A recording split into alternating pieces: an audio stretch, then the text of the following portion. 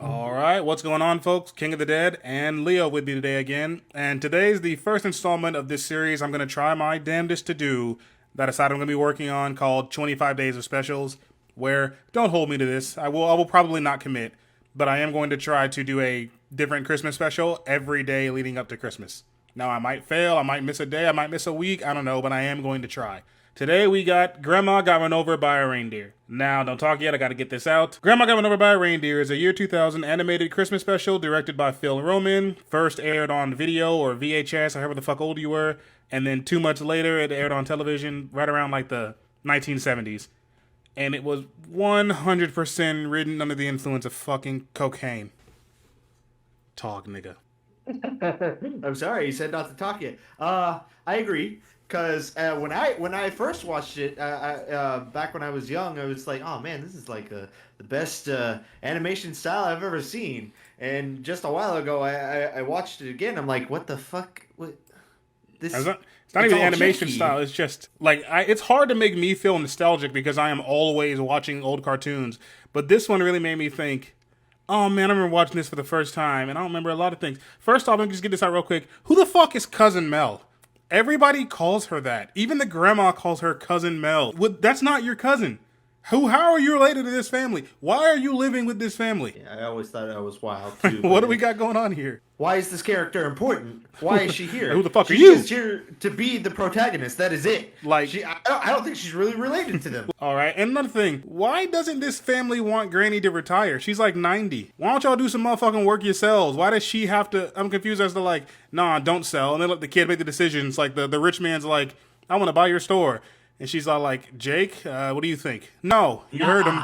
You're 90, and that kid's 10 years old. Why is he making the financial decision? I think they didn't want her to retire so they wouldn't have to pay to put her in a home. If she's still working, we don't have to take care of her. I'm telling you, man, this family's mental. First off, I get it. All the kid is crazy, whatever. He's trying to tell y'all grandma got hit outside the fucking house, and y'all don't even want to check, like really check? Because I know, oh, he's crazy, get him back in here. And then he opens, the mom or somebody, I can't remember, opens the door. It's like, Jake, there's no one out here. Quit being crazy. And then had you walk 10 steps out, you'd see not only a grandma-shaped hole in the ground, but all her fucking medicine and her mug. Like, for all you know, she got shanked and robbed and murdered. And y'all just didn't want to really check. What's wrong with y'all? And then this quote-unquote cousin fucking hides the note that Santa fucking left behind. Sly as a motherfucker. Like, so you, like, even off of that, so you just found living evidence of Santa Claus right then and there, and you didn't even want to, like, no big revelation, just immediately about the bag. Fair enough for the grind, but that's another thing. I'm tired of kids' Christmas specials and kids' Christmas movies where the adults are like, oh, this stupid-ass kid still believes in Santa Claus. What an idiot. And Santa Claus is real. In this universe, he's been real. So you as an adult are always seeing presents underneath that tree that you did not buy your child. And you never once questioned that. See, someone pointed out that in stuff like that, Santa puts like a magic thing on them to when they get older, the magic kicks in. And they believe that they bought the presents for them. Like even the weird cops, the weird like one's retarded and one's like the best detective you've ever seen in your life. Offhand, I'd say that's animal hair, reindeer, 15 hands high, 12-point buck. By the markings, a slave puller, powerful, capable of flight, age unknown, one of a team of 8.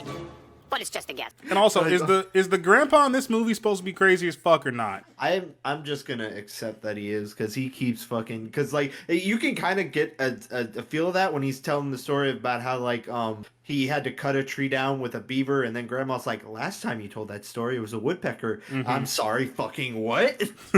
But like cousin Mel's trying to get him to sign a thing. He's all like, all right, I'll sing. I said sign. I'd rather sing, and just starts singing. I don't know. Well, gotta get a song in there somehow. We gotta get these fucking that OST in here.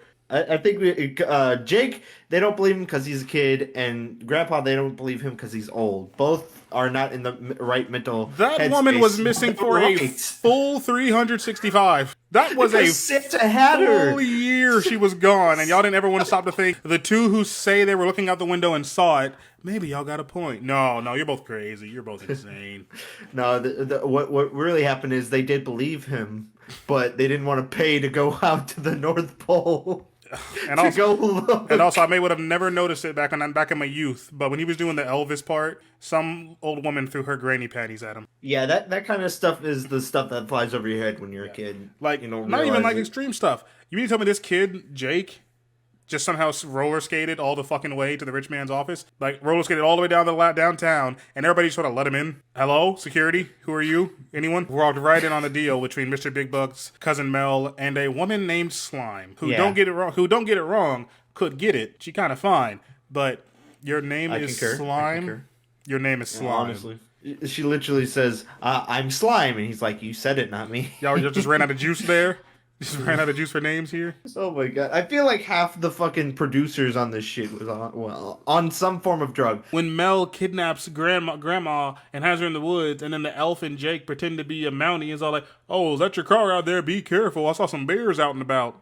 He's all like, "All right, gotta go." What the fuck are you gonna do?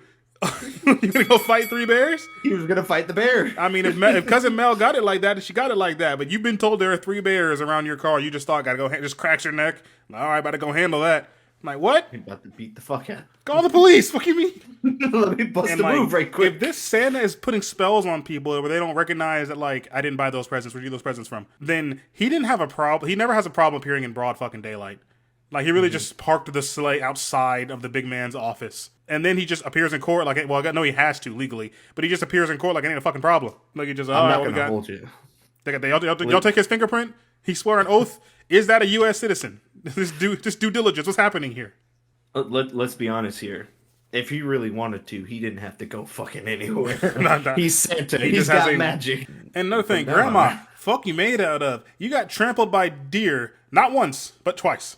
Twice. All you got out of it was amnesia? He said, oh, she had hoof prints on her forehead. I don't see any scars. And you're telling me, after getting amnesia, being bedridden for a whole year, the thing that made you snap back was making fucking fruitcake? No, it was the taste, literally tasting it. She didn't have to make Oh, shit. tasting it. Taste of fruitcake. It's oh, I'm back. Like, what? This is grandma something else. Like, what? I remember she just sipping on eggnog, and I was like, "Hey, grandma, don't drink too much eggnog without taking your medicine."